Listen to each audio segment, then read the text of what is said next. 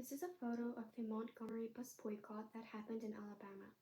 According to the website History Montgomery Bus Boycott, this photo was taken between December 5th, 1955 to December 20th, 1956. It is a picture of people who are walking downtown in Alabama because they wanted other people to know their sufferings. There are many black people on the right side of the road who are walking down the streets not riding the bus as a protest. There are also people on the left side of the road who have an indifferent attitude. The central line is dividing the left and right side. This is a black and white photograph. The black color shows the dark atmosphere of the picture. Also the white cars that are parked next to the indifferent pedestrians. This gives the audience guess that the white cars represent the people with money who do not need to ride buses and can easily ignore the protest. The contrast of these white cars lined up against the dark-colored people making a long line on the right side may show the situation of the African Americans. The contrast between the color of black and white may convey the message that there is still an invisible wall between these two groups.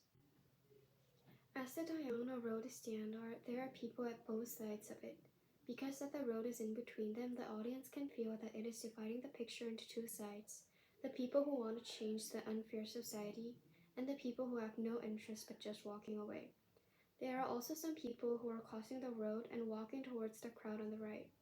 I think this means that this is the beginning of the civil rights movement.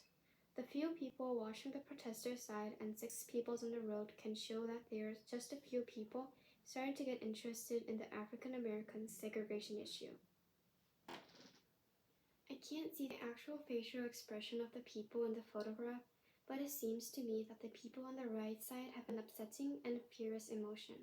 At the same time, many pedestrians on the left side have peaceful, indifferent faces, walking away from the scene without feeling anything. The people at the left part have a bigger size than the people in the right. I guess that this means people on the left side who are indifferent have power and wealth. However, the people who want to change are a large number mass, but each individual is weak and small yet. I think this will mean the voice and power of African Americans were not so strong at the moment. Also, the blurred end of the uncountable mass of African Americans on the line of protest could mean that there would be endless fights and anger to change the unfairness, and someday this group could have a stronger voice as time passes. By contrasting the two parts of the photograph by a diagonal road, it tells us a stronger message about the discrimination in the 1900s. Also, the metal pole in the left side cutting the scene to the pedestrian side and the protester side. By placing a street lamp in between the two grouped people, it shows that they are disconnected from each other. Every person who is marching in the streets had the same thought and opinion that the bus rule should be different than usual. On the other side of the divided world, pedestrians are indifferently walking away, thinking that they have no concern about this, while only a few watch the protest with concern, and a very few are on the road to approach them by curiosity or empathy. This photo gives an immediate impact to the audience because it conveys how long they were suffering in the discriminated society.